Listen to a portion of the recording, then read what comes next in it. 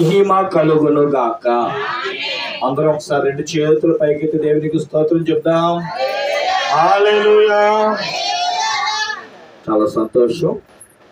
దేవుని మహాకృప చేత దేవదేవుడు కైకలూరు పట్టణమును విశ్వాస బైబిల్ మిషన్ పక్షమున దైవజనులు సమూయేలయ్య గారిని నిలబెట్టుకుని, సహోదరులు అయినప్పటికీ సేవకులే కాబట్టి వారిని కనపరచుట మనకెంతో ఆశీర్వాదకరం. మరి వారి యొక్క మనస్సులో మేము ఉండడం మాకెంతో ఆశీర్వాదకరంగా మేము నమ్ముచు ఒక చిన్న చరణము పాడుకొని తదుపరి దేవుని వాక్యంలోనికి వెళ్దాము.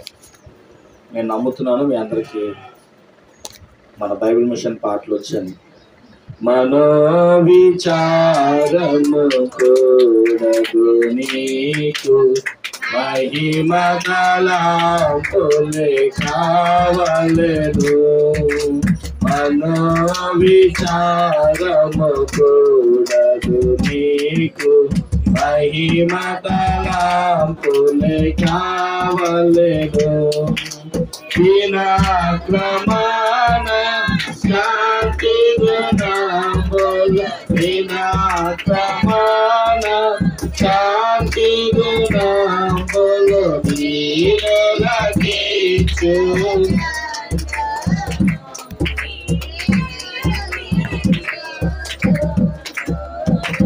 వందవ చరణం. మోషే వేయించిన గోదాన మొనపోలినది వేసెదవా. మోషే వేయించిన గోదాన మొనపోలినది వేసెదవా. మోషేతో మాట్లాడిన విధముగా, మోషేతో మాట్లాడిన విధముగా మోదముతో నీతో మాట్లాడేద, మోదముతో నీతో మాట్లాడేద. మనోవిచారము కూడదు నీకు, మహిమ తలంపులే కావలెను. చిన్న ప్రార్థన. మహిమోన్నతుడా, పరిశుద్ధుడా, ప్రేమమయానికి వందనములు, స్తుతులు, స్తోత్రములు, మంగళహారతులు చెల్లిస్తూ ఉన్నాం. ఈ ఉదయకాల సమయమందు తండ్రి, కుమార, పరిశుద్ధాత్మ త్రియేక భూలోక పరలోక పరిశుద్ధుల సహవాసమును, భక్తుల యొక్క అనుభవాలు మాకు దయచేయి. ఈ పక్షమును నిలబడుతున్న నీ దేని దాసుడు నన్ను నీ సిరువు చాటును మరుగుపరచు.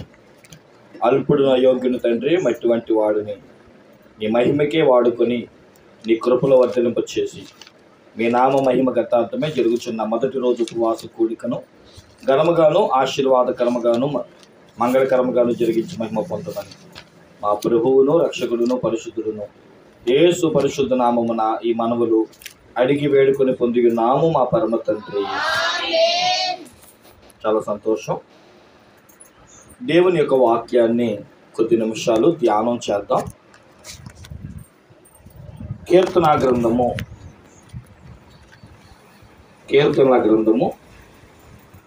107వ కీర్తన.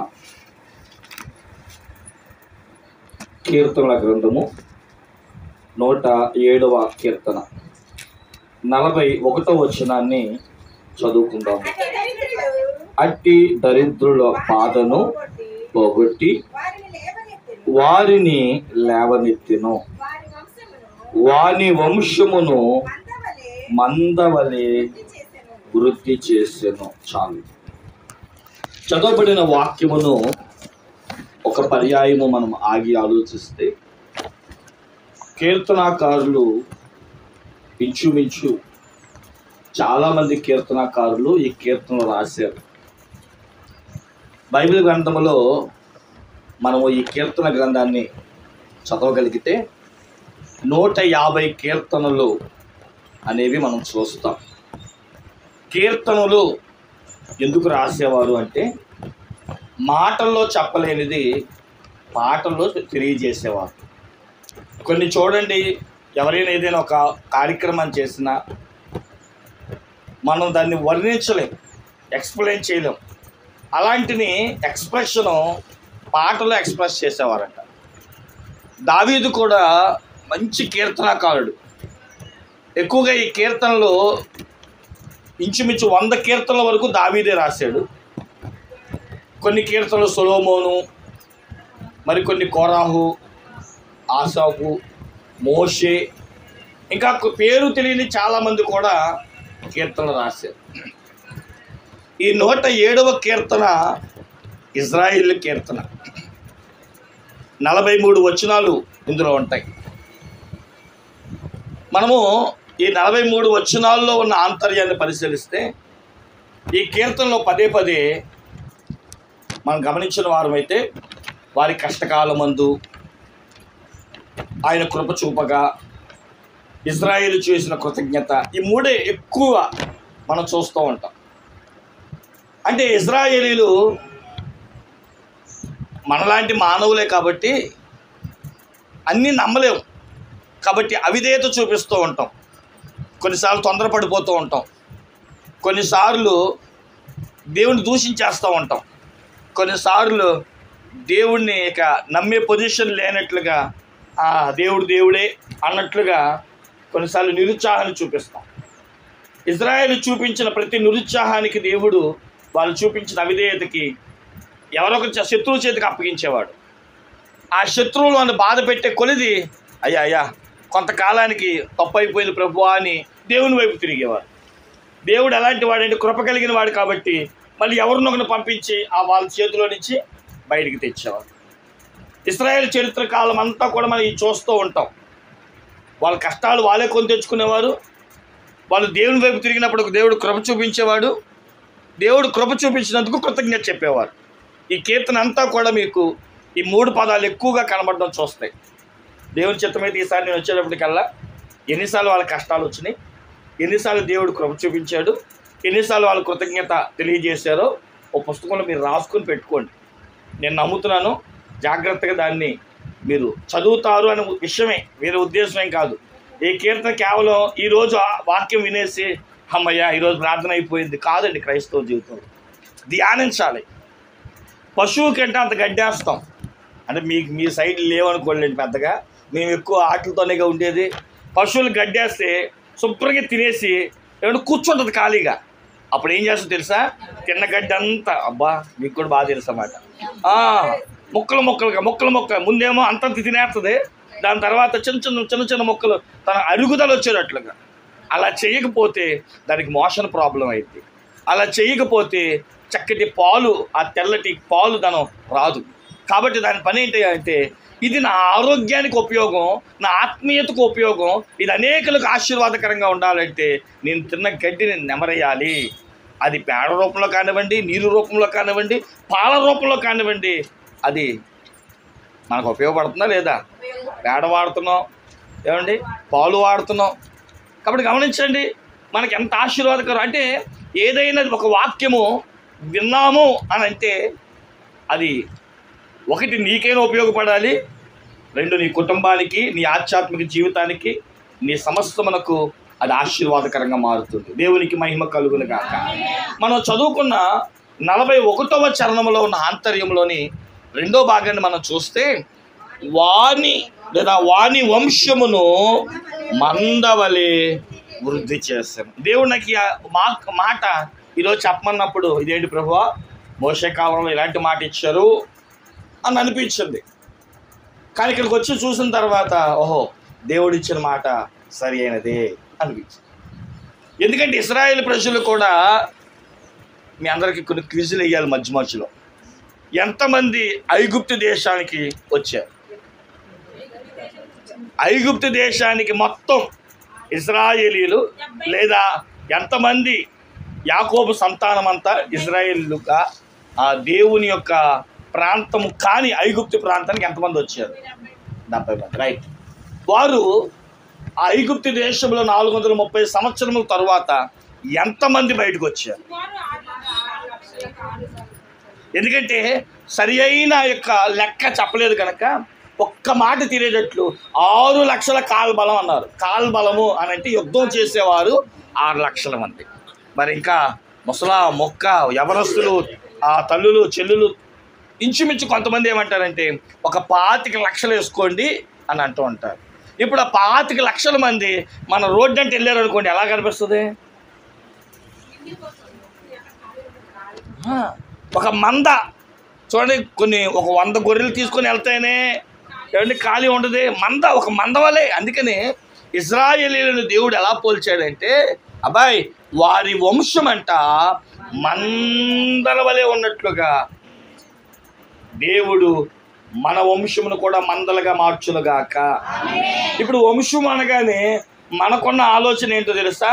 నా కుటుంబము, నా పిల్లలు, ఇంకా చెప్పాలంటే నా ఇంటి పేరుటోళ్ళండి, నా రక్త సంబంధులండి, నా సొరుసులండి, నా వారండి, నా వారసులండి అంటాం. కానీ ఎలాగైతే మన భాషలో వంశము అంటే కుటుంబము, ఫ్యామిలీయో, బైబిల్ భాషలో వంశము అనగా సంఘము. ఇప్పుడు సంఘం ఎలా కనబడాలి అంటే మందవలే కనబడాలి. ఇర్మియా గ్రంథంలో అంటాడు కదా, గొర్రెల మందవలే ఉంది. తీయొద్దులేండి నా మాటలు విన. మరి అంటే మందల వలె ఉండవలసిన మనము వృద్ధి చెందుతున్నామా? బైబిల్ గ్రంథంలో మీరు చదివిన దగ్గర 23వ కీర్తనలోనే ఒక చక్కని మాట ఉంటుంది. దేవుని ఆశీర్వాదం అంట మన మీద ఉంటే ఆ ప్రాంతంలోనట గొడ్డుతనం ఉండదు అంటాడు. ఏంతనం? గొడ్డుతనం అంటే ఏంటి అంటే పిల్లలు లేకపోవడం వల్ల కలిగే నష్టం ఏంటో తెలుసా? కొంతమంది ఆడపిల్లలు పుట్టే వాళ్ళు అడిగితే చెప్తూ ఉంటారు, మా సైడ్ అయితే మరీ పిచ్చి ఎక్కువైపోయింది, మగపిల్లడు కావాలి. ఎందుకయ్యా అంటే వంశాభివృద్ధి. చెప్పండి ఏంటంట? వంశం వృద్ధి అయిందండి అంటూ ఉంటారు. కాబట్టి గమనించండి ప్రియమైన దేవుని బిడ్డలారా, నేను ఖచ్చితంగా నమ్ముతున్నాను, దేవుడు ఈరోజు మనకు ఒక వాగ్దానంగా ఒక చక్కని మాట ఇస్తున్నాడు. ఈరోజు ఇక్కడ కూర్చున్న వారి జీవితంలో కానీ, వారి కుటుంబ జీవితంలో కానీ, సేవకులైతే సంఘ జీవితంలో కానీ, విశ్వాసులైతే ఆత్మ సంబంధము శారీర సంబంధ విషయంలో కానీ, నా దేవుడు మనందరినీ మందవలే మన వంశంలో అభివృద్ధిపరచును గాక. ఓ చోట పెళ్ళిళ్ళలోనంట అక్కడ ఉన్న వారు పెద్దలందరూ ఇలా దీవిస్తున్నారు. ఏమో దీవెన తెలుసా? అబ్బాయి నీ వంశం ఎలా దీవించబడాలో తెలుసా? లేయా వలెను రాహేలు వలెను దీవించాలి. ఇంతకీ ఎవరి పెళ్ళిలో ఆ ఊరి పెద్దలందరూ ఈ దీవెన ఇచ్చారు. రూతు గ్రంథం 4వ అధ్యాయం 11వ వచనం.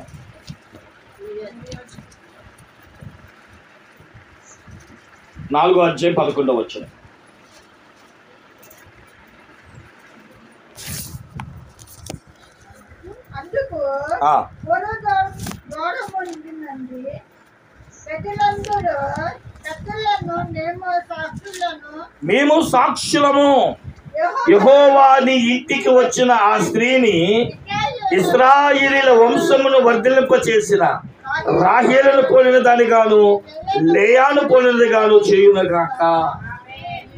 రూతు పెళ్ళులో అక్కడున్న వారందరూ కూడా ఈ మాట అంటున్నారు, అబ్బాయి నీ యొక్క వివాహ జీవితంలో నీ వంశము ఎలా దీవించబడాలో తెలుసా? లేయా రాహేలు ఎలాగైతే సంతానాన్ని కని అభివృద్ధి పరిచిందో అట్టి అభివృద్ధి నీ సంఘములో, నీ కుటుంబములు కావాలి అంటున్నారు. లేయా రాహేలుని ఎందుకు పోల్చి చెప్పాడు అంటే అక్కడ చెప్పబడింది ఇశ్రాయేలు వంశంలో అన్నాడు. అంటే ఇశ్రాయేల్ మొత్తం ఎంతమంది, లేదా ఇశ్రాయేల్ గోత్రాలు మొత్తం ఎంతమంది అంటే 12 గోత్రాలు. ఈ లేయా యొక్క సంతానాన్ని బట్టి, రాహేలు యొక్క సంతానాన్ని బట్టి, అంటే వారి యొక్క కింద పనిచేసే వారిని బట్టి కూడా అనుకోండి. కానీ బైబిల్ ఏం చెప్తుందయ్యా అంటే 12 మంది గోత్రకర్తలను తయారు చేసి వారి ద్వారా బహు విస్తారమైన మందగా చేసినట్లుగా మన సంఘాలు కూడా ప్రియమైన దేవుని బిడ్డలారా విధేయత కలిగిన వారమై అభివృద్ధిపరచాలి. ఎందుకు ఈ మాట పరిశుద్ధాత్మ దేవుడు పదే చెప్పారు అన్నప్పుడు నాకు బహు దుఃఖాన్ని కలిగించిన మాట నాకు కనబడింది. ఆ మాట కూడా చూద్దాం. కీర్తన గ్రంథము 109వ కీర్తన 109వ కీర్తన 13వ వచనం. వాని వంశము నిర్మూలము చేయబడును గాక. వచ్చు తరమునందు వారి పేరు మాసిపోవును గాక. ఏంటి చూడండి ఎంత బాధతో దావీదును చూసి అక్కడున్న జనులు అనుకుంటున్నారంట, అయిపోయింది వీడిది. ఒకప్పుడు గొప్పగా చెప్పుకున్నాం దావీదు దావీదు దావీదు అని. కానీ ఈరోజు దావీదు స్థితి శ్రమల గుండా వెళ్ళేటప్పటికి అక్కడున్న ప్రజలు అనుకుంటున్నారంట, అయిపోయిందిరా, మాసిపోయిందిరా. ఏంటి ఒక వంశం ఎప్పుడు నాశనం అవుతుందో తెలుసా? ఆ వ్యక్తి చావైనా చావాలి, లేదా తప్పిపోయినా కానీ అక్కడ ఏమన్నాడు తెలుసా? ఏ కుటుంబమో తెలుసా? ఏ వంశమో తెలుసా? చూడండి, మళ్ళీ ఒకసారి చదవండి. మాసిపోయిన.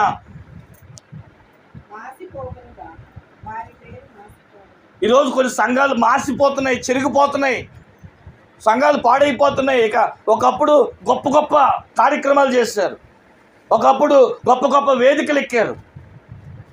ఈరోజు చూడండి, చాలామంది దైవజనులు కూడా మనం చూస్తూ ఉన్నాం. ఒకప్పుడు వేదికల మీద కనబడిన వారు ఈరోజు కనబడుతున్నారా? సావుకులే కాదు, సంఘాలు కూడా అలాగే అవుతున్నాయి. ఒకప్పుడు విస్తారమైన జనసంద్రం ఉండేది, బహు గొప్ప కార్యక్రమాలు, కానీ రాను రాను రాను రాను మాసిపోతున్నాయి. కానీ నేనంటాను, అలాగా నీ సంఘం ఉండకూడదు, అలాగా నీ వంశము ఉండకూడదు. శరీరకంగా చెప్తున్నాను, ఆత్మరకంగా చెప్తున్నాను. అయితే ఈరోజు ఎందుకు మాసిపోతున్నాయో ఒక 3 మాటలు చెప్తాను.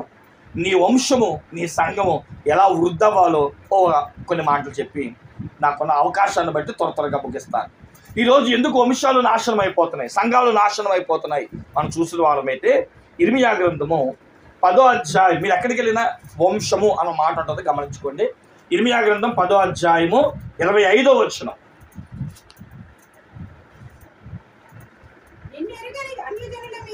నిన్ను ఎర్రగని అన్యజనుల మీదను నీ నామమును బట్టి ప్రార్థింపని వంశముల మీదను. ఇర్మియా అంటున్నాడు కదా దేవుని సందులో, నీ ఉగ్రత ఎవరి మీద కుమ్మరించాలో తెలుసా? అదిగో కొన్ని మాసిపోయిన వంశాలు ఉన్నాయి, వాళ్ళ మీద కుమ్మరించు. ఎలా ఉంటాయా వాటి వంశాలు అంటే? ప్రార్థింపని వంశము. ఆ వంశంలో ఏమి లేదంట. ఈరోజు మన ఇంట్లో ప్రార్థన ఉందా? ఈరోజు వంశాలు ఎందుకు నాశనం అయిపోతున్నాయి? ఎందుకు ఆశీర్వాదం లేకుండా పోతుంది? ఎందుకు మన జీవితంలో మనం ఎంత ప్రయాసపడినప్పటికీ ఆశీర్వాదమును చూడలేకపోతున్నాము అంటే ఇందాక అన్నయ్య తెలియజేసినట్లుగానే ప్రార్థన. అన్నిటికంటే ప్రార్థనే. బహుగా ప్రార్థన చేయుడి, ఇక మీదట బహుగా ప్రార్థన చేయుడి. బహుగా ప్రార్థన చేసి బలమున్ సంపాదించి మహిలో కీడును గెలుగుడి. దేవునికెప్పుడు మహిమ కలుగానీయుడి. దేవునికెప్పుడు మహిమ కలుగానీయుడి. దేవునికి మహిమ లేని కారణం ఏంటి అంటే బహుగా ప్రార్థన లేకపోవట. ప్రార్థన చేయాలి. బైబిల్ చెబుతుంది. అపోస్తులైన పౌలు ఎఫెసీయులకు రాసిన పత్రిక, అపోస్తులైన పౌలు ఎఫెసీయులకు రాసిన పత్రిక 3వ అధ్యాయము 14వ వచనము మనం చదవగలిగితే, ఈ హేతువు చేత పరలోకమందును భూమి మీదనున్న ప్రతి కుటుంబము, అండర్లైన్ చేసుకోండి, ఏ తండ్రిని బట్టి కుటుంబము అని పిలువబడుచున్నదో ఆ తండ్రి ఎదుట ఎవరంట? మనమందరం మోకరించాలి. ఈరోజు సంఘాల్లో ఏమి లేదు అంటే మోకాళ్ళ జీవితం లేదు, ప్రార్థన జీవితము, మోకాళ్ళ జీవితం. క్రైస్తవులు అంటే ప్రార్థనా వీరులు, మోకాళ్ళ వీరులు అని పిలిచేవారు. దైవజనులు బైబిల్ మిషన్కి నేర్పిన గొప్ప ఆధిక్యత సన్నిధి. సన్నిధిలో ఎంతమంది అయితే మోకరిస్తారో సన్నిధిలో ఎంతమంది అయితే ఆశీర్వాదములు చూడగలుగుతున్నారు అంటే మోకాటి అంటే ఒక మాట నేను చెప్పగలను, ఏదైనా అవసరం వచ్చినా, ఏదైనా దేవుని వాక్యం అందించాలన్నా నేను చేసే ఒకే ఒక పని ఏంటంటే ప్రార్థన మీదకి మోకాళ్ళ మీదకి వెళ్ళిపోవడమే. ఈ 7 నెలల్లో నేను జరిగిన ఒక మాట చెప్తాను, మీ అందరికీ తెలుసు. నేను సంవత్సరం ఆఖరిలో ఒక నిర్ణయం తీసుకున్నా, అయ్యా నాకు దీవెన కావాలి, పరిచర్యలు అభివృద్ధి కావాలి అని చెప్పి ఒక రోజల్లా దేవుని దగ్గర కూర్చుండిపోయా. వసంతవాడలో ఒకరోజు వసంతవాడ చర్చిలో కూర్చుండిపోయాను, పొద్దున్నే సాయంకాలం దాకా ప్రార్థన చేసుకుంటున్నా. దాని తర్వాత రెండో రోజు వీరమ్మగొండ చర్చిలోకి వెళ్ళిపోయి అక్కడ కూర్చున్నా, అక్కడ ప్రార్థన చేసుకుంటున్నా. ఇలా 2 రోజులు ప్రార్థన చేసుకొని వచ్చి కూర్చుంటే ఒక ఆయన వచ్చి మా ముందుకు వచ్చి కూర్చున్నాడు, నా సంఘమే. ఆ సాయంకాలం వచ్చి కూర్చొని అయ్యగారు మీతో మాట్లాడాలన్నారు. సరే చెప్తున్నా, ఏంటి సమస్య? ఏమైనా సమస్య అంటే కాదండి, దేవుడు మాకు ఒక ఆలోచన ఇచ్చాడు. అదేంటంటే ఒక 5 సంవత్సరాల క్రితం మేము అనుకున్నామండి ఈ మందిరానికి రానప్పుడు. అదేంటి అంటే కొత్తూరులో మాకు సంఘం ఇల్లు ఉంది, సెంటు స్థలం కొన్నాను, నేను 12 లక్షలు పెట్టి ఇల్లు కట్టాను. ఆ ఇల్లు కట్టేటప్పుడు సరిగ్గా అసలు కట్టలేకపోతున్నానండి. ఆ రోజు అనుకున్నాను, ప్రభువా ఈ మందిరం ఈ యొక్క ఇల్లుని కట్టేస్తే పైన నేను ప్రార్థన పెట్టుకుంటాను, ఎప్పుడూ ప్రార్థనే, వారం వారం ప్రార్థనలు జరుగుతాయి అని చెప్పి అనుకున్నాడంట. అది దేవుడు ఎందుకో ముందు రోజు గుర్తు చేశాడంట. ఇల్లు పలానా దైవజనుడి దగ్గరికి వెళ్ళి చెప్పు. ఆయన నా దగ్గరికి వచ్చి ఏమన్నారు తెలుసా?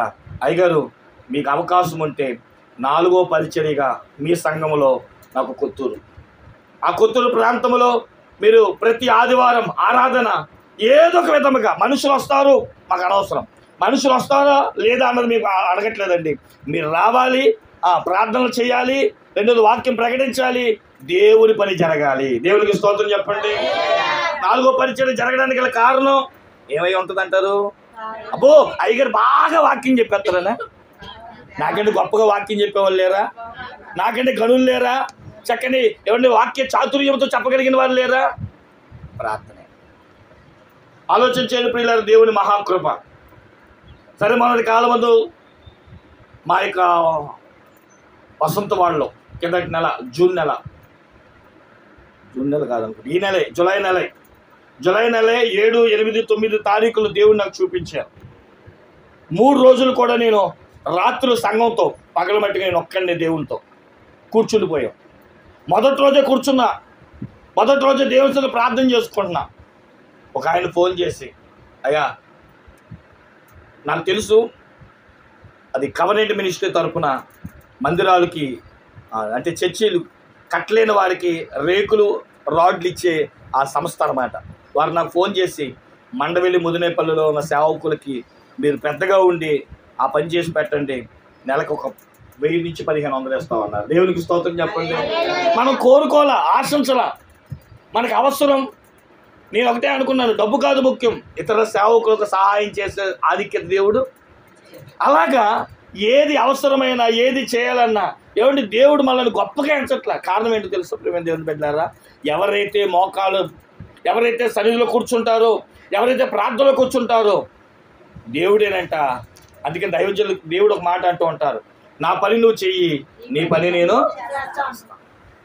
మనం వెళ్ళక్కర్లా, పోరాడక్కర్లా, అర్జించక్కర్లా, అడగక్కర్లా. ప్రార్థన అంటే ఏంటో తెలుసా? అర్జించడం.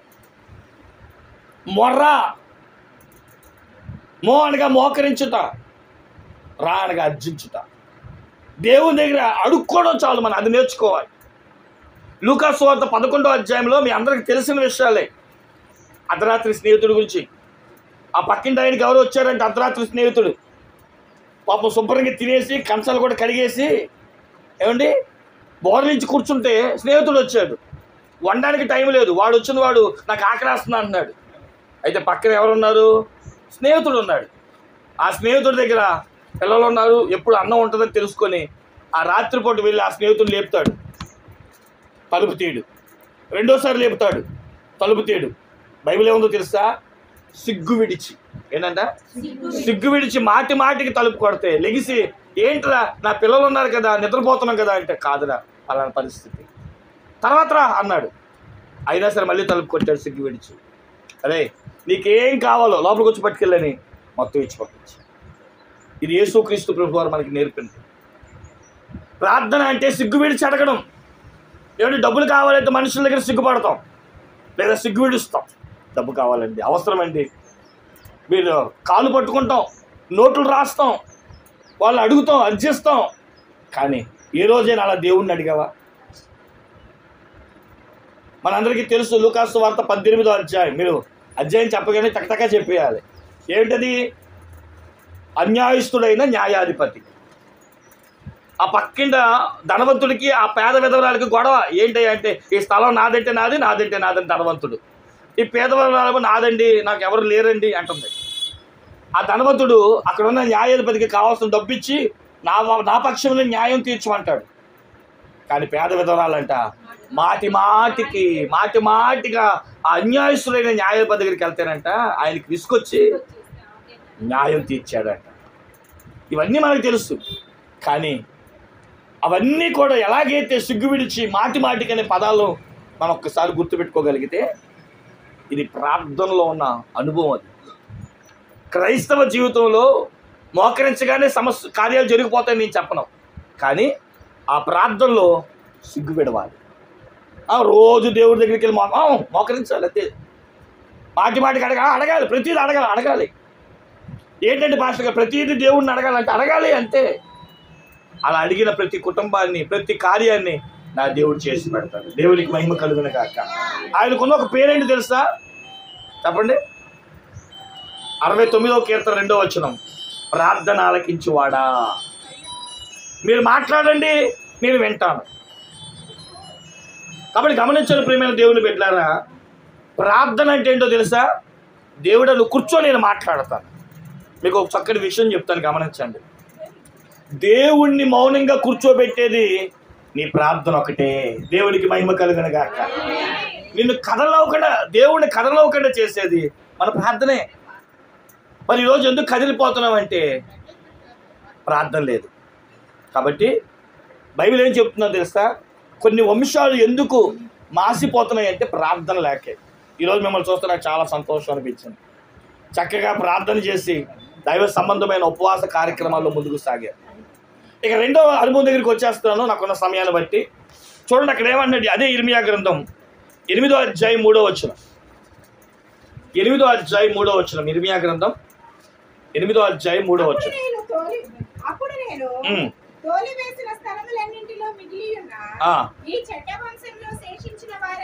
ఏ వంశం అంటే అక్కడ? చెడ్డ వంశం అంటే ఏంటి? ఏమైనా చెడు చేస్తారా? చెప్పాలి. చెడ్డ వంశం అంటే ఏంటో తెలుసా? ఒక మాట చెప్తాను. తమ వంశంలో ఏదైనా తప్పు జరుగుతున్నప్పుడు ఖండించకపోవడమే. ఈరోజు చాలా కుటుంబాల్లో జరిగిన కుటుంబాల గురించి మీతో మాట్లాడతాను. ఆ తల్లికి గారాల పట్టి ఒక్కగానొక్క కొడుకు అల్లారు వద్దుగా పెంచుతుంది. వాడు ఒకరోజు పక్కింట్లో ఇచ్చి కరేపాకు ఎత్తుకొచ్చాడు. ఏం ఎత్తుకొచ్చాడు? మనం ఏం చేస్తాం? నాన్న ఆయనే కూరలో పని చేస్తుంది తీసుకుంటాం. అది నెక్స్ట్ డే ఏం చేశాడు తెలుసా? ఇక పక్కింట్లో ఉన్న ఏమంటే వంకాయలు, టమాటాలు లేదా పక్కింట్లో ఉన్న అన్నీ ఎత్తుకొని రావడం మొదలెట్టాడు. ఈ తల్లి ఎత్తిరానే అన్నట్టుగా ప్రతిదీ తెచ్చి దాచుకుంటుంది. ఒకనొక రోజున ఫోన్ వచ్చింది. ఏమన్నా తెలుసా? మీ అబ్బాయిని పట్టుకున్నారు, జైల్లో వేశారు. ఆలోచన చేయండి ప్రియులారా, గమనించండి. వెంటనే అక్కడ పోలీస్ స్టేషన్కి వెళ్ళి ఏంటని ఆరా తీస్తే మీ అబ్బాయి బంగారం ఎక్కడో దొంగలించాడు, చెప్పట్లేదు, అడుగుతుంటే మా అమ్మ రావాలని అంటున్నాడు, అందుకని మిమ్మల్ని పిలుస్తామంటే ఆ కొడుకు దగ్గరికి వెళ్ళి అడిగిద్ది, అబ్బాయి ఏంటి అంటే మా దగ్గరికి వస్తే బంగారం ఎక్కడుందో చెప్తాను అన్నాడంట. సరే బంగారం మీద ఆశ, ఎందుకు చేసావు అంటలా, ఏమంటే చెవి దగ్గరికి తీసుకెళ్ళి పెట్టింది, గట్టిగా చెవి కొరికేశాడు. అప్పుడు చెప్పాడంట, కరేపాకు తెచ్చినప్పుడే నాకు బుద్ధి చెప్పుంటే ఈరోజు నేను నా పరిస్థితి నా ప్రవర్తనలో ఉండేది కాదు. దీన్ని మనకు అన్వయించుకోండి. ఆ కారణం మేము ముందు పెడుతున్నా. దేవుడు ఏం చెప్పాడు యెహోషువతో? ఎరుకోలో ఉన్నది ఏది ముట్టుకోవద్దు అన్నాడు. కానీ కొంత బంగారం, కొన్ని వస్త్రాలు, వస్తువులు తెచ్చి దాచాడు. మీకు ఎప్పుడైనా అనిపించిందా బైబిల్ చదివినప్పుడు ఆకాను చేస్తే ఆకాను కుటుంబాన్ని దేవుడు ఎందుకు శిక్షించాడని? కారణం సమర్థించాడు. ఏమండి మీరు చేసేది తప్పు, పదండి ఇప్పుడే నాయకుల దగ్గరికి వెళ్ళి చెబుదాం. హాయి మీద మన స్నేహితులు 30 మంది లేదా 300 మంది చనిపోయారంట. మనం చేసిన పొరపాటే, పదండి యెహోషువకు చెప్దాం, నాయకులకు చెప్దాం, మన గోత్రకర్తలకు చెప్దాం అని అనుకోలే. మా ఆయనే కదా తెచ్చాడు, ఎక్కడి నుంచి తెత్తాం మాకెందుకు అని చెప్పి తెచ్చారు, లోపల పెట్టుకున్నారు. ప్రేమ దేవుని పెట్టారా? ఈరోజు మీరు ఇంటికి వెళ్ళి చేయాల్సిన ఒక పని ఏంటో తెలుసా? మీది కాని వస్తువు మీ ఇంటికాడ ఉందేమో చూసుకోండి. కొన్నిసార్లు పక్కింటి వాళ్ళు కూరగాయలు ఎత్తే దాచేవేమో బాగున్నాయని. ఏది చెడు ఉండకూడదు. ద్వితీయోపదేశకాండం 7:21 అంటాడు, నీది కానిది, చెడుది, అపవిత్రపరిచేది నీ ఇంట్లోంచి బయటికి పడి, అది విగ్రహమైనా సరే. గమనించండి, వంశాలు ఎందుకు నాశనం అవుతున్నాయంటే చెడు తీసుకురావడం, చెడుని సమర్థించడం. ఈరోజు చాలామంది ప్రియమైన దేవుని బిడ్డలారా, పిల్లలు తప్పు చేస్తుంటే చెప్పట్లా, వాళ్ళని షాక్బర్ తెచ్చాడు, ఎర్రది తెచ్చాడు, డబ్బులు తెస్తున్నాడు అని సమర్థిస్తున్నాను. అందుకని ఆకాను, నేను ఒక్కోసారి ఇలా ఫిగర్ అనుకుంటా ఉంటా, ఆకానును తన భార్యని తన బిడ్డల్ని ఆ లోయలో, ఆకోరు లోయలో వేసి పడేసినప్పుడు పైనుంచి రాళ్ళు వేస్తున్నప్పుడు ఇలా ఒకసారి మీకు చెప్పే గుర్తుందో లేదో, నానా నన్ను ఎత్తుకుని, నా పెదనాన్న నన్ను ఎందుకు కొడుతున్నాడు రాళ్ళు ఎత్తుకొని, చిన్నాన్న ఎందుకు నన్ను రోజు ఎత్తుకొని నాకు చాక్లెట్లు కొనిపెట్టా, చిన్నాన్న ఎందుకు రాళ్ళతో కొడుతున్నాడు అని అడిగితే తండ్రి మనసు ఏమై ఉంటుంది? అప్పుడు నన్ను ఎత్తుకొని ముద్దాడే ఇశ్రాయేలీలందరూ నన్ను రాళ్ళతో కొడుతున్నారే, నన్ను కొడుతున్నారు, నిన్ను కొడుతున్నారు, అమ్మనే కొడుతున్నారు, ఎందుకు నాన్న అంటే, రేయ్ నేను చేసిన తప్పురా. అప్పుడు పశ్చాత్తాపడిన ఉపయోగం ఉంది? ప్రియమైన దేవుని బిడ్డలారా, మీరు కానీ, నీ భర్త కానీ, నీ బిడ్డలు కానీ చెయ్యకూడని పని ఏదైనా చేస్తే, అది చెడైతే అది మన ఇంట్లో ఉండడానికి వీలు, వెంటనే దాన్ని తీసి పడేయండి. ఎందుకంటే అది నీ వంశాన్ని నాశనం చేస్తుంది. మూడో మాట దగ్గరికి వెళ్దాం ప్రియమైన దేవుని బిడ్డలారా. ద్వితీయోపదేశకాండం 32:5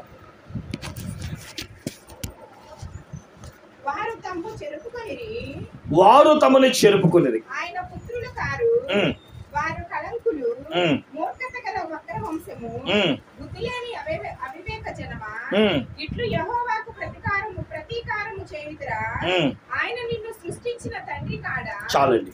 అక్కడ వక్ర వంశము, కళంకము, ఇదే పాటలు మనం చూస్తూ ఉంటాం. ఇది పాపాన్ని చూపిస్తుంది. కొన్నిసార్లు కొన్ని వంశాలు చెడిపోవడానికి గల కారణం ఏంటంటే దారి తప్పడం, వంకరతనం రావడం, తల్లికి చెల్లికి తేడా తెలియకపోవడం,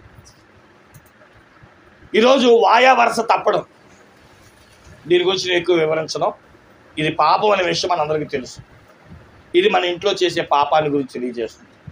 కాబట్టి గమనించండి, ఇలాంటి వంశాలు ఎందుకు ఇవి ముందు పెట్టాను అంటే, ఇవి వర్ధిల్లనివి, ఇవి మాసిపోయేవి, చెరిగిపోయేవి. ఇలాంటి వంశంగా మనం ఉండకూడదు. బైబిల్ గ్రంథంలో వృద్ధి చెందిన 4 వంశాలు ఉన్నాయంట. ఆ వంశాల వల్ల మనం ముందుకు సాగిపోవాలని కోరుకుంటూ, మొదటిగా మనం చూద్దాం ప్రియమైన దేవుని బిడ్డలారా, ఏ వంశము వృద్ధి అవుతుందో మనం చూడగలిగితే, రేపు మనం తైలాభిషేక పండక్కి ఈ మాట చదువుతాం. చదవండి. 1 పేతురు రాసిన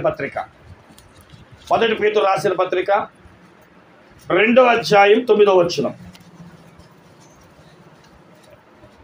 1 పేతురు రాసిన పత్రిక, అయితే మీరు చీకటిలో నుండి ఆశ్చర్యకరమైన తన వెలుగులోనికి మిమ్మల్ని పిలిచిన వాని గుణాతిశయములను ప్రచురము చేయు నిమిత్తము, ఏ వంశం అంటే ఏర్పరచబడిన వంశమును, రాజులైన యాజక సమూహమును, పరిశుద్ధ జనమును, దేవుని సొత్తైన ప్రజలై ఉన్నారు. ఇక్కడ మనకు ఒక వంశం పేరు రాశాడు. ఆ వంశము పేరు ఏంటంటే ఏర్పరచబడిన వంశము. దేవుడు మనల్ని ఏర్పాటు చేసుకున్నాడు. ఇక్కడ కూర్చున్న ప్రతి వారు కూడా అయ్యగారు పిలిస్తే వచ్చిన వాళ్ళు కాదు. ఇక్కడ కూర్చున్న వాళ్ళలో, అమ్మ మీరు దేవుని దగ్గరికి ఎందుకు వచ్చారు అంటే, ఒక్కొక్కరు ఒక్కొక్క సాక్ష్యం చెప్తారు. అంతేనా? అందరు కలిపి ఒకటే చెప్తామా? కొంతమంది భర్త వల్ల దేవునిలోకి వచ్చిన వాళ్ళు ఉన్నారు, ఆర్థిక సమస్యల వల్ల దేవుళ్ళకి వచ్చిన వారు ఉన్నారు. రోగం తగ్గితే దేవుళ్ళకి వచ్చిన వారు ఉన్నారు. ఆర్థిక పరిస్థితులు దేవుళ్ళకి నడిపించిన వారు ఉన్నారు. దేవుడు తెలుసుకున్న వారే ఉన్నారు. ఇలాగా ప్రతి వారు ఒక సాక్ష్యం ఉంటుంది. ఈ సాక్ష్యం ఎందుకయ్యా అంటే ప్రేమ దేవుని బిడ్డలారా, ఒక్కొక్క విషయంలో దేవుడు ఒక్కొక్కరిని ఏర్పాటు చేసుకున్నాడు. దేవుడు సంఘంలోకి వచ్చిన వారు కొంతమంది పాటల్లోనూ, కొంతమంది వాక్యములోను, కొంతమంది ప్రార్థనలోను, ఇంకొంతమంది దేవుని సహాయము చేసేవారుగాను దేవుడు మనల్ని ఏర్పాటు చేసుకున్నాడు. ఏర్పాటు వంశముగా మనం ఉండాలి. అందుకనే ఆ ఏర్పాటు వంశానికి రేపు ఆగస్టు నెలలో తైలాభిషేక పండుగతో దైవజనులు ఏర్పాటు కలిగిన ప్రతి బిడ్డ మీద ఏం చేస్తారయ్యా అంటే తైలము పోస్తారు. తైలాభిషేకముతో నింపి ఆ తైలం యొక్క అభిషేకముతో మన జీవితకాలం అంతయు దీవెనకరంగా మార్చేటట్లుగా మన మీద ఆ హస్త నిక్షేపణ చేసి నూనె పోసి ప్రార్థన చేస్తూ ఉంటారు. అయితే ఏర్పాటు కలిగిన వంశం ఎలా ఉంటుంది? మనం గమనించిన వారమైతే ప్రియమైన దేవుని బిడ్డలారా, ఇందులో 4 లక్షణాలు ఉంటాయి. చూడండి, మొదటి పేతురు పత్రిక 1వ అధ్యాయం 2వ వచనం.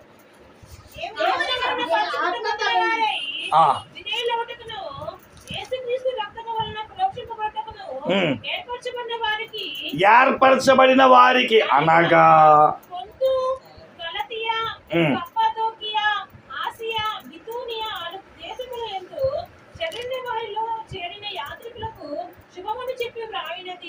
చూడండి, ఇక్కడ ఏర్పాటు చేయబడిన వారు ఎవరయ్యా అంటే ఆ 2వ వచనం అంటాడు, దేవుని జ్ఞానమును లేదా దేవుని భవిష్యత్ జ్ఞానమును బట్టి ఆత్మ వలన పరిశుద్ధ పొందిన వారై. అది మొదటిగా ఏర్పాటు కలిగిన వారిలో ఏముంటుందో తెలుసా? దేవుని ఆత్మ ఉంటుంది. ఆత్మ లేనివాడు, నేను ఒక మాట చెప్తానండి, ఏమనుకోవద్దు. ఒకప్పుడు నిష్టగా ఉన్నప్పుడు, దేవుడంటే ఆసక్తిగా ఉన్నప్పుడు దేవుని ఆత్మ మన మధ్య ఎలా పనిచేసేదో మనందరికీ తెలుసు.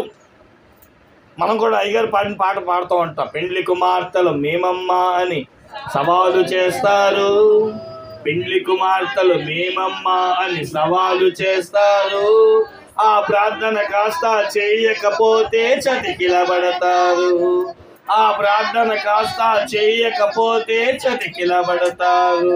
గమనించండి ప్రేమ దేవుని బిడ్డలారా, అందరం ఏర్పాటు కలిగిన వారు అనుకుంటాం, కానీ ఏర్పాటు కలిగిన వారిలో ఏముంటుందో తెలుసా? దేవుని ఆత్మ కలిగించు పరిశుద్ధత ఉంటుందట. ఇది దేవుని ఆత్మ వల్ల కలుగు పరిశుద్ధత.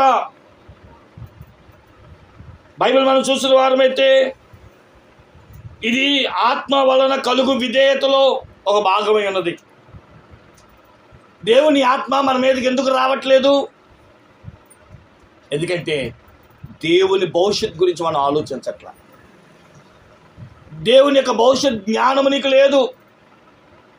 ఎప్పుడు చూసినా ఇల్లు కావాలి, పెళ్లి కావాలి, పిల్లలు కావాలి, ఇలాంటి ప్రార్థనలే కావాలి. పరలోకం కావాలని ప్రార్థనలు జరుగుతున్నాయి ఈరోజు. అసలు ఈరోజు ప్రియమైన దేవుని బిడ్డలారా, భూలోకం అంటే సాతాను పని. మనం గమనించిన విషయం ఏంటి అంటే క్రైస్తవుల్ని ఎక్కడి నుంచి ఎక్కడికి తీసేసి ఆలోచన. కొలస్సీ పత్రిక 3వ అధ్యాయం 1వ వచనం ఏమంటాం? మీరు పైన ఉన్న వాటినే వెతుకుడు కానీ మన కింద ఉన్న వారం కాదు కదా అని చెబుతూ అక్కడ యేసు మన కొనుక్కున్నాడు, దేవుడి కుడి పార్శ్వంలో ఉన్నాడు అంటాం. మనం పైకి ఎందుకు చూడాలంటే అక్కడికి వెళ్ళాలి, మన టార్గెట్ అది. కానీ ఈరోజు టార్గెట్లు మారిపోయింది. నేను అంటాను, దేవుడిని అడక్కపోయినా ఇల్లు కడతావు, దేవుడిని అడక్కపోయినా పొలాలు కొంటావు, దేవుడిని అడక్కపోయినా పెళ్ళిళ్ళు అవుతాయి, దేవుడిని అడిగితే మట్టిగా పరలోకం వస్తుంది. దేవునికి స్తోత్రం చెప్పండి. అడగకుండా భూ సంబంధమైనవి వస్తాయి, కానీ అడిగితే వచ్చేది మట్టిగా పరలోకం. అందుకని యేసుక్రీస్తు ప్రభు వారు 3 రోజులు ఉపవాస కోడికలు పెట్టినట్టుగా పెట్టి ఆ మత్తయి సువార్త 6వ అధ్యాయంలో అంటాడు కదా, మీరు మొదట నా నీతియు నా రాజ్యమును వెతకండి, అప్పుడు మీకు ఏం కావాలో మీకు ఆటోమేటిక్గా నన్ను అడక్కపోయినా అర్జించకపోయినా అభివృద్ధి ఆటోమేటిక్గా జరిగిపోద్ది. కారణం ఏంటో తెలుసా? నువ్వు పైన ఉన్న దాన్ని టార్గెట్ చేయగలిగితే అది కింద ఉన్న వాటి పట్ల గొప్ప కార్యం చేస్తుంది. కాబట్టి ప్రియమైన దేవుని బిడ్డలారా, మన బైబిల్ గ్రంథం పరిపూర్ణంగా ఎదిగిన వారు. మత్తయి 18:18 ఉంది, మీరు భూలోకంలో దేని బంధించదరో నేను పరలోకంలో వాటిని. భూమికి పరలోకానికి ఒక సంబంధం ఉంది. కానీ మనము పరలోకాన్ని వైపు ప్రార్థన చేస్తే భూ సంబంధమైన కార్యాలు జరుగుతాయి. కానీ భూ సంబంధమైన కార్యాలకి పరలోకం రాదు.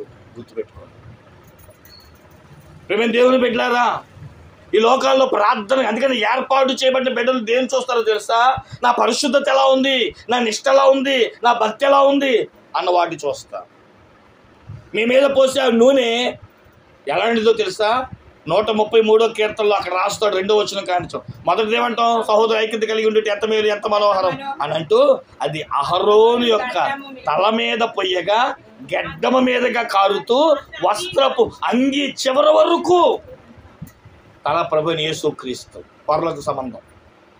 గెడ్డము సేవకుడు, అంగి విశ్వాసం. దేవుని అభిషేకము పర సంబంధమైనదైతే ఈ సేవకుడు ద్వారా అంగి అంచు వరకున్న విశ్వాసికి ఆశీర్వాదాన్ని చూడగలుగుతాడు. ప్రేమ దేవుని బిడ్డలారా, ఈరోజు వరకు ఇల్లు కావాలి, పొలం కావాలని ప్రార్థన చేసి ఉంటావేమో, తప్పని నేను అంటలా. కానీ ఈ రోజు నుంచి నీ ప్రార్థనలో మార్పు. అందుకని యేసుక్రీస్తు ప్రభువు ఏమో తెలుసా? మీరు మెలకుగా ఉండి ప్రార్థన చేయండి. మీరు మెలకుగా ఉండి ప్రార్థన చేస్తే ఏం జరుగుతాయి? కీడు నుంచి తప్పించబడతారు. ఏంటా మెలకు అంటే, మీరు చేయాల్సింది పరిశుద్ధాత్మ సహాయాన్ని కోరుకోండి. హేగే అలంకరణ లేకపోతే ఎస్తేరు రాణి అయ్యేది కాదు. హేగేకి తను అప్పగించుకుంది. అయ్యా, హేగేకి రాజుకు సంబంధం ఉంది. ఈయన అలంకరణే రాజుకి ఇష్టమైన అలంకరణ. అది తెలుసుకున్న ఎస్తేరు తాను హేగేకి అప్పగించుకుంది. ఆయన అడిగాడు, ఏమైనా వస్తువులు తెచ్చుకున్నావా? అయ్యా నాకెందుకయ్యా. కాదమ్మా, నీకేం కావాలో కోరుకో, నేను నిన్నే కోరుకుంటా, నువ్వు నా రాజు దగ్గర నడిపించు చాలు. తను అప్పగించుకుంటేనంట ఎస్తేరు చూడగానే దయ కలిగిందంట హేగేకి. రాజుకి ఎలాగైతే నచ్చిద్దో అలా అలంకరించేశాడంట. నేను అంటాను, పరిశుద్ధాత్మ దేవుడికి తెలుసు నిన్ను పరలోకానికి ఎలా నడిపిస్తే బాగుంటుందో. ఈరోజు ప్రతి వారము పరిశుద్ధాత్మ దేవునికి అప్పగించుకో.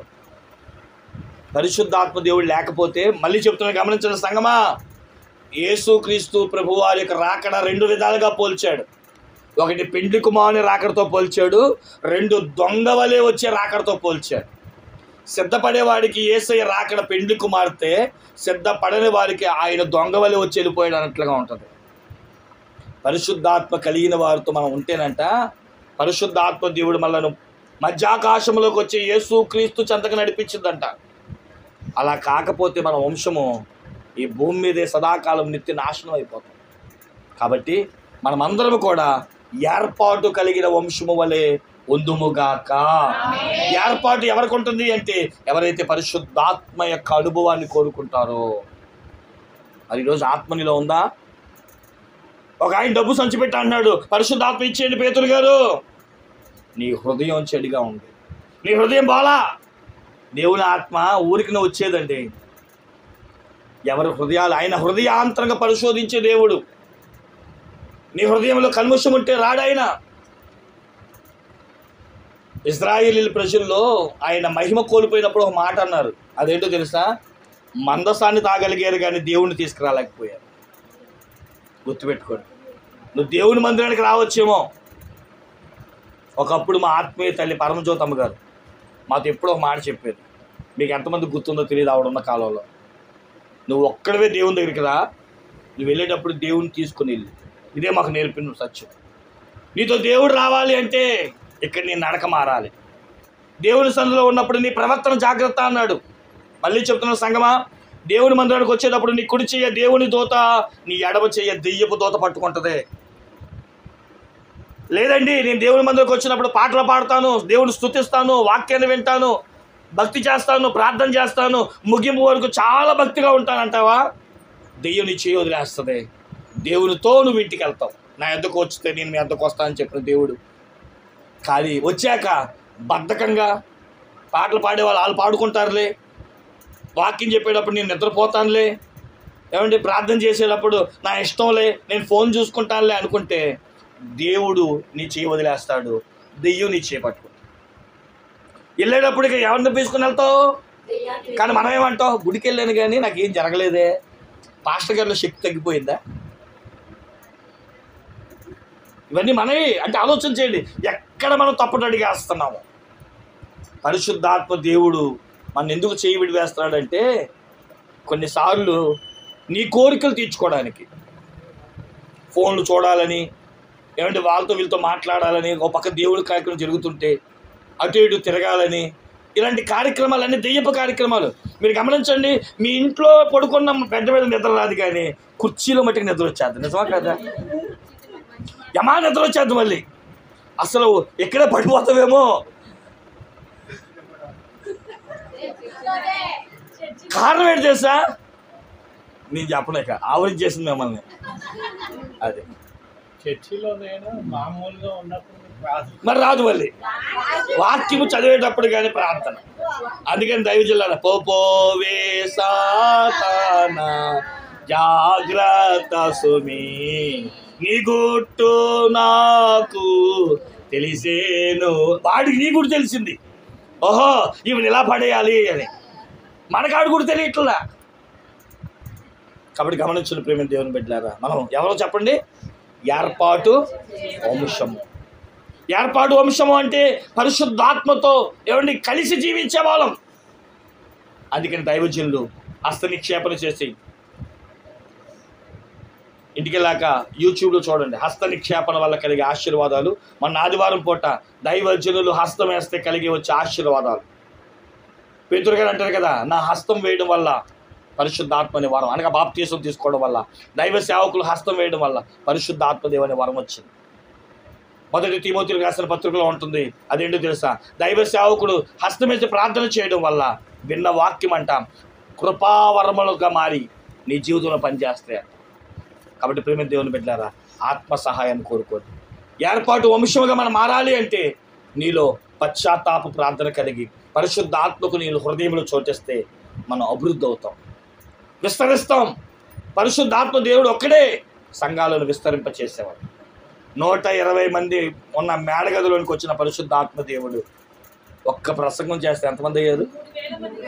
2 ప్రసంగం చేస్తే. మరి ఈరోజు ఎన్ని ప్రసంగాలు చేస్తున్నా, ఎంత జరిగినా ఎందుకు జరగట్లేదంటే ఉండవలసిన ఆయన లేడు. ఏర్పాటు ఆగిపోతుంది. ఏర్పాటు వంశము దినదినము వృద్ధవ్వాల్సింది, చల్లారిపోతుంది. యోనా ఒక్క నిమిషం మాట్లాడాడట, కానీ నినివే పట్టణం అంతా పశ్చాత్తాపడి మోకాల మీదకి వచ్చి దేవుని ఉగ్రత 120,000 మంది తప్పించుకున్నారు. కానీ ఈరోజు ఎన్ని ప్రసంగాలు చేసినా, ఎంతమంది ప్రసంగించినా, ఎన్ని సంఘాలు ప్రసంగించినా, టీవీలో ప్రసంగాలు, టీవీలో ఏమంటే రేడియో ప్రసంగాలు, ఫోన్ ప్రసంగాలు వింటలేదా మనం, మైక్ ప్రసంగాలు, సువార్త కూడికలు పెట్టి ప్రసంగాలు, ఎన్నో మన హృదయంలోనికి మన అంతరంలోకి వెళ్తున్నా ఉండవలసిన పరిశుద్ధాత్మ దేవుడు లేడు. కాబట్టి ఏర్పాటు అనేది మనకి ఏంటో తెలియట్లేదు. నన్ను దేవుడు ఎందుకు ఏర్పాటు చేసుకున్నాడు, నా లక్ష్యం ఏంటి, నా గురేంటో తెలియట్లా. అందుకనే వృద్ధి కాలేకపోతుంది. ఈరోజు ఒక మాట, పరిశుద్ధాత్మ దేవుడు మనలను మందవలే అభివృద్ధి పరచును గాక. 2వ మాట దగ్గరికి వచ్చేస్తున్నాం చూడండి. కీర్తన గ్రంథము 112వ కీర్తన. నాకు ఇంకా 10 నిమిషాలు టైం ఉంది. 112వ కీర్తన 2వ వచనం. వారి సంతతి వారు యథార్థవంతుల వంశము వారు దీవించబడుదురు. ఎవరు యథార్థవంతులు? మొదటి వచనం చదువుతుంటే యెహోవా యందు భయభక్తులు కలిగిన వారు ఎవరో తెలుసా? యథార్థవంత వంశము. యథార్థత ఉన్నది ఉన్నట్లుగా వాస్తవం, దేవునికి భయపడటం. ఈరోజు దేవునికి తప్ప అందరికీ భయపడుతున్నాం మనం, దేవునికి భయపడలేదు. గమనించండి ప్రేమ దేవుని బిడ్డారా, యథార్థత ఉందా మనకి? 15వ కీర్తన మనం చదువుతాం, కేవలం 6-7 వచనాలే ఉంటాయి. కానీ దాని మొదటి మాట ఏం రాసో తెలుసా? యెహోవా యొక్క పర్వతం మీద అతిథిగా పిలువబడేవాడు ఎవడయ్యా అని అంటూ ఆ కీర్తనలో ఉంటుంది, దానికి నష్టము కలిగినను మాట తప్పదు అని. యథార్థత అంటే ఏంటో తెలుసా? ఏదైతే దేవుని సన్నిధానం నందు జనవరి 1వ తారీఖున తీర్మానం చేసుకుంటామో మళ్ళీ డిసెంబర్ 31వ తారీఖు వరకు అదే నియమ నిష్ట, చేస్తానన్నది చేస్తూ, వదులుకుంటానన్నది వదులుకుంటూ, ప్రతిష్టత. ఏమంటే దైవ పాస్టర్ గారి దగ్గర ఎప్పుడైనా మీరు ప్రామిస్ చేశారా? లేదా దేవుడి దగ్గర ప్రామిస్ చేశారా? పాస్టర్ గారి దగ్గర మీరు ఎప్పుడు ప్రామిస్ చేస్తారంటే, అయ్యగారు బాప్తిస్మం ఇవ్వండి అన్నప్పుడు అన్నీ వదిలేస్తా. నేను చిన్న మాట అడుగుతాను, ఏమనుకోరు కదా. ఇప్పుడు నేను చనిపోయాను అనుకోండి, నన్ను సమాధి చేసిన తర్వాత నేను లెగిసి వచ్చాను అనుకోండి, మీకు ఎలా ఉంటుంది ఫీలింగు? రండి పాస్టర్ గారు ఇంటికి రండి అంటారా? అయ్యి బాబోయ్, దెయ్యమేగా, వాస్తవమే కదా. చచ్చిపోయిన తర్వాత తిరిగి లేస్తే ఏమంటారు? మరి బాప్తిస్మం అంటే సమాధి చేయుట. అయ్యా అన్నీ వదిలిపెట్టేస్తున్నా అంటాం. మళ్ళీ తిరిగి చేస్తున్నామంటే అర్థం ఏంటి? నేనైతే దెయ్యం పట్టిందంట. మళ్ళీ మీరు నన్ను ఏమైనా అనుకోండి, తిట్టుకున్నా, ఇంకోసారి పిలవపోయినా, ఆయన పిలవద్దన్నా, ఇలా అన్నా యాకోబు పత్రికలో ఉంటుంది. ఆ మాట ఏంటంటే, కుక్క తన వాంతికి తిరిగినట్టు, పంది మళ్ళీ బురదలోకి వెళ్ళినట్టు వెళ్ళడమే. యథార్థత తప్పితే, మాట తప్పుతే మనం ఎప్పుడూ కూడా మాట తప్పే వారంగా ఉండదు. యథార్థల వంశం అంట వర్ధిల్లుతుంది. యథార్థవంతులకు ఏ మేలు చేయకుండా దేవుడు ఉండడంటండి. మరి అలాంటి మేలు మనం ఎందుకు పొందుకోలేకపోతున్నాం? వృద్ధి ఎందుకు పొందుకోలేకపోతే యథార్థత తప్పుతుంది. నేను దీన్ని ఎక్కువ లోతుకి వెళ్తలేదు, నాకున్న టైం అయిపోవాల్సి వచ్చింది కాబట్టి. మొదటి వంశం అంట ఏది అభివృద్ధి పొందుతుందంటే, ఎవరైతే పరిశుద్ధాత్మతో కలిసి జీవించే ఏర్పాటు వంశమే. రెండవది, ఏమంటే నష్టము కలిగిన, ఇబ్బంది కలిగిన, ఏదైతే మాట ఇచ్చాడో ఆ మాట కోసం కట్టుబడి ఉండే యథార్థత వంశము ఖచ్చితంగా దీవించబడుతుంది. మూడవది, దానియేలు గ్రంథం 1వ అధ్యాయం 3వ వచనం.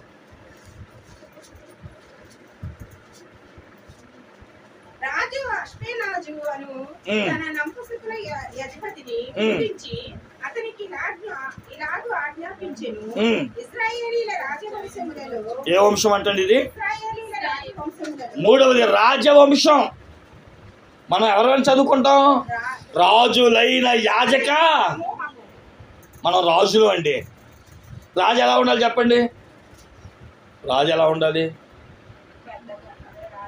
చింపురు జుట్టు వేసుకొని, యేసు రాజుగా వచ్చుచున్నాడు,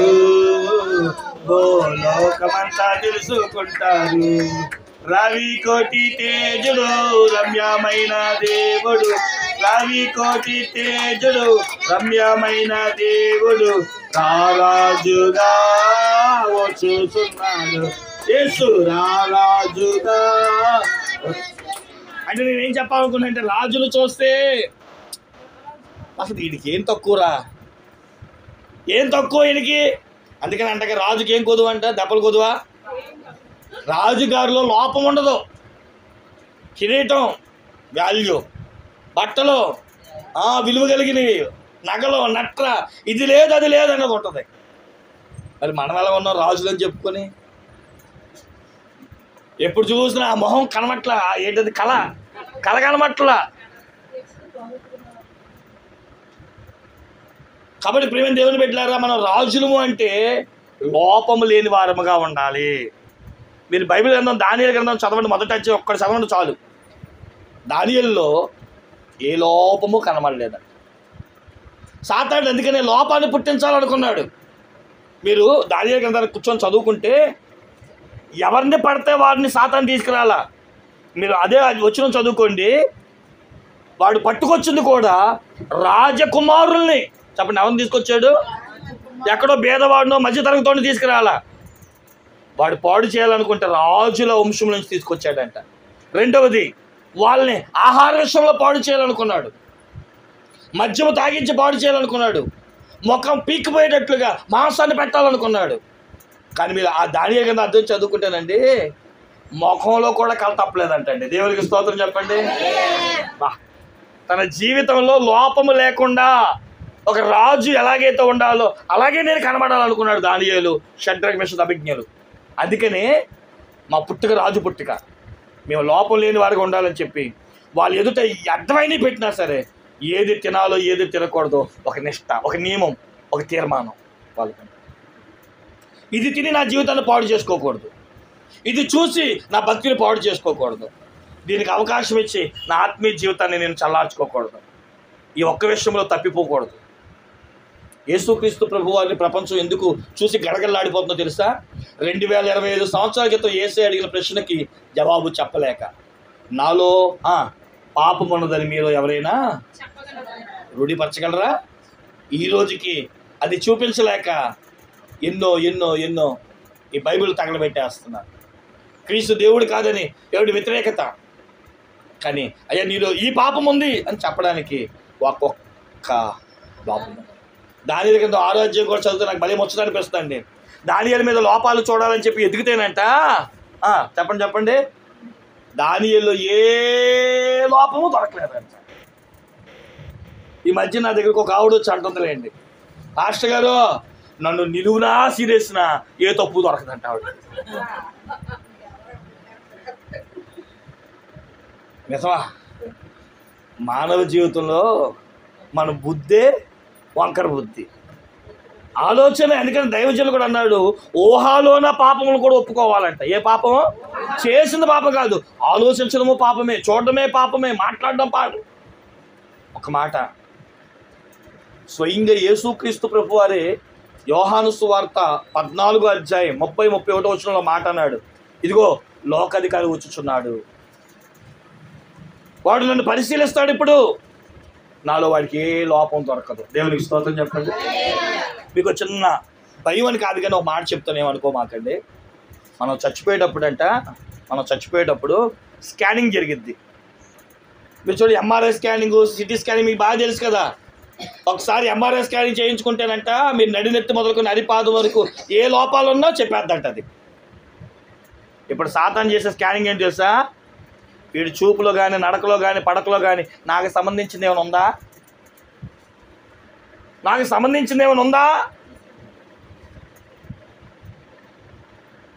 నేను ఈ మధ్యకాలంలో నేను చదువుతున్నప్పుడు నన్ను చంప చెల్లనిపించే మాట ఏంటో తెలుసా? లాబాను యాకోబు దగ్గరికి వచ్చాడు కదా, అక్కడ ఆ మాట అంటాడు 30వ అధ్యాయంలో, నీ తండ్రి మీద కోరుకుంటే, నీ తండ్రి ఇంటి మీద కోరుకుంటే ఎలవయ్యా. నేను ఎందుకు వచ్చాను తెలుసా? నాకు సంబంధించిన దగ్గర. తనకు తెలియదు పాపం, తన కూతురే ఆ రాహేలే విగ్రహం పట్టుకొచ్చేసిందని. కానీ లాభాన్ని ఏంటి తెలుసాడా? నాకు సంబంధించింది వస్తుంది కాబట్టి వచ్చా. సాతాను కూడా అదే అంటాడు, చూపు నాకు సంబంధించింది, నడక నాకు సంబంధించింది, నువ్వు మాట్లాడే మాట నాకు సంబంధించింది, అందుకనే నువ్వు నా వాడివి. ఈరోజు ఎంతమంది చెప్పగలరు సాతానికి సంబంధించింది ఏది నా దగ్గర లేదు పాస్టర్ గారు? చూపు, నడక, పడక ఎందులో కూడా లోపం లేదు. నేను రాజవంశములను చెప్పగలమా మనం? లోపము లేని వ్యక్తులమని అలా ఉండాలని ఎందుకు అనుకోవట్లే మనం? ఎందుకు తీర్మానం చేసుకోలేకపోతున్నాం? ఒక ఆయన అన్నాడు, మనిషి తలిస్తేనంటే ఏదైనా చేయగలడు, కొండ మీద నుంచి కోతినైనా. అలాంటి మనిషి తనలో ఉన్నవి కొన్ని వదులుకోలేడా? సీరియల్లో, సినిమాలు, షికారులు, తిళ్ళు మనం అనుకోవట్లేదు, అంతే. తీర్మానం లేదు, దాని గురించిన శ్రద్ధ లేదు. యేసయ్య అన్నాడు స్కానింగ్ చేస్తాడు, నన్ను స్కానింగ్ చేస్తాడు. ఎందుకంటే నేను యెరూషలేము వెళ్ళబోతున్నాను కదా, నన్ను చచ్చిపోబోతున్నాను కదా. వాడు నా మాటలో కానీ చూపులో కానీ, మీరు చదువుకోండి కాబట్టి యోహాను సువార్త 14వ అధ్యాయంలో, వాడు ఇప్పుడు లోకాధికారి. నన్ను పరలోకానికి పంపించడానికి వాడు అడుగుతాడు, ఆయనకి సంబంధించిన నాకు సంబంధించిన ఏమైనా ఉంటే ఆపేస్తానని. నేను గుండె మీద చేసుకొని చెప్పగలను, వాడికి సంబంధించిన ఏది, నన్ను ఆపగలిగేది ఏది భూమి మీద లేదు. మరి ఈరోజు నేను ఆపేదేంటి? నేను ఇక్కడ దేవుళ్ళలోకి వచ్చే ముందు పరమజ్యోతమ్మ గారు నాకు ఒక మాట చెప్పారు, నాకు అన్నీ మళ్ళీ గుర్తుండిపోతాయి. కొన్నిసార్లు మనం బడ్డీ కొట్లో రూపాయి అప్పు ఉంటే ఇవ్వం, కొన్నిసార్లు రూపాయే కదా అనుకుంటాం. నిన్ను పరలోకాన్ని ఆపేదంట ఆ రూపాయే, ఆ మాటే, ఆ దొంగతనమే, ఆ అబద్ధమే నిన్ను పరలోకానికి వెళ్ళకుండా ఆపేస్తాడు. ఇప్పుడు వెతుక్కోండి, సాతానికి సంబంధించింది, పక్కింటోడికి సంబంధించింది, నాది కానిది ఏదున్నా నా వంశాన్ని నాశనం చేసేస్తుంది. కాబట్టి ఏది నాకు వద్దు, దీనికోసం పరలోకాలు పోగొట్టుకునేది ఓ తీర్మానం కలుగుతుంది. చివరి మాట చెప్పి ముగించేస్తాను. ఫిలిప్పీయులకు రాసిన పత్రిక 3వ అధ్యాయం 5వ వచనం.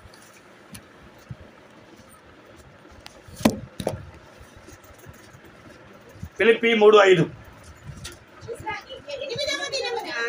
సున్నతి పొంది ఎత్తితిని, ఉమ్. ఇశ్రాయేలు వంశపు వాడనై, ఏ వంశం అంటే అండి? ఇశ్రాయేలు వంశపు వాడనై. దీన్ని నేను రెండు నిమిషాలు చెప్తాను. ఇజ్రాయేలు అని ఎప్పుడు అన్నాడంటే, ఒకటి ఆదికాండం 32లో ప్రార్థన చేసిన యాకోబుని చూసి, నీ పేరేంటి అబ్బాయి? అయ్యా నా పేరు యాకోబు. యాకోబు అనమాక, నువ్వు మొగసిరివో కాడువై నాతో పోరాడావు అంటే ప్రార్థనలో పోరాడేవాడు ఇజ్రాయేలు. మనం ప్రార్థన జీవితం కలిగి ఉండాలి. ప్రార్థనలో పోరాటం నేర్చుకోవాలి. చెప్పండి, ఏమి నేర్చుకోవాలి? భర్త దగ్గర అడుగుతాం పోరాటం. ఈరోజు చికెన్ తెస్తావా లేదా, మటన్ తెస్తావా లేదా, ఏమండి చీర కొంటావా లేదా? కానీ ఆ పోరాటం ఎవరి దగ్గర ఉండాలి? దేవుడి దగ్గర పోరాడాలి. ఇశ్రాయేలు అంటే పోరాట వీరుడు. యోహాను సువార్త 1వ అధ్యాయంలో చివరి వచనం అనుకుంటా 40, 41, 42 వచనాల్లో ఇతడు నిజమైన ఇశ్రాయేలు, ఇతడిలో ఏ లోపము లేదు. మూడవది యోహాను సువార్త 3వ అధ్యాయంలో మనం చదువుకుంటాం, ఇశ్రాయేలుడివై నీకు ఆ మాత్రం తెలియదు, ఇశ్రాయేలుకి బోధకుడివి అంటే బాప్తీసం పొందినవాడు ఇశ్రాయేలు. మనం కూడా బాప్తీసం పొందే వారంగా ఉండాలి. ఎన్ని రోజులు బాప్తీసం లేకుండా ఉంటావు? ఎన్ని రోజులు ప్రార్థన లేకుండా ఉంటావు? ఎన్ని రోజులు ఇంకా అపవిత్రత కలిగి ఉంటావు? నేడే రక్షణ దినం. ఈ ఉపవాస కోడికలు ముగించే లోపైన ఓ తీర్మానం కలుగుతుంది. ఎంతకాలం సాతానికి శరీరాన్ని ఇవ్వాలి? క్రీస్తుకి అప్పగిస్తాం. ఏవు జీవితంలో సాతానుడు చేయలేకపోయింది ఒకటేంటో తెలుసా? ఏవు రక్షించబడ్డాడు కాబట్టి ప్రాణాన్ని ముట్టుకోలేకపోయాడు. కాబట్టి ప్రేమ దేవుని బిడ్డలారా, ఈ ముగింపులో నీ వంశము మందవలే వృద్ధి కాలేకపోతుందంటే ప్రార్థన, చెడుతనము, వంకరతనము వృద్ధి అవ్వాలి అంటే చెప్పండి, ఏర్పాటు వంశంగా ఉండాలి, యథార్థ వంశముగా ఉండాలి, రాజవంశముగా ఉండాలి, ఇశ్రాయేలు వంశముగా ఉండాలి. అట్టి ధన్యత నీకు ఇవ్వడానికి యేసుక్రీస్తు ప్రభువారు నీ కొరకు నా కొరకు కల్వరిలో ప్రాణం పెట్టారు. అట్టి కృప, అట్టి వంశముగా అభివృద్ధి అయ్యే భాగ్యము దేవదేవుడు మనకు అనుగ్రహించును గాక.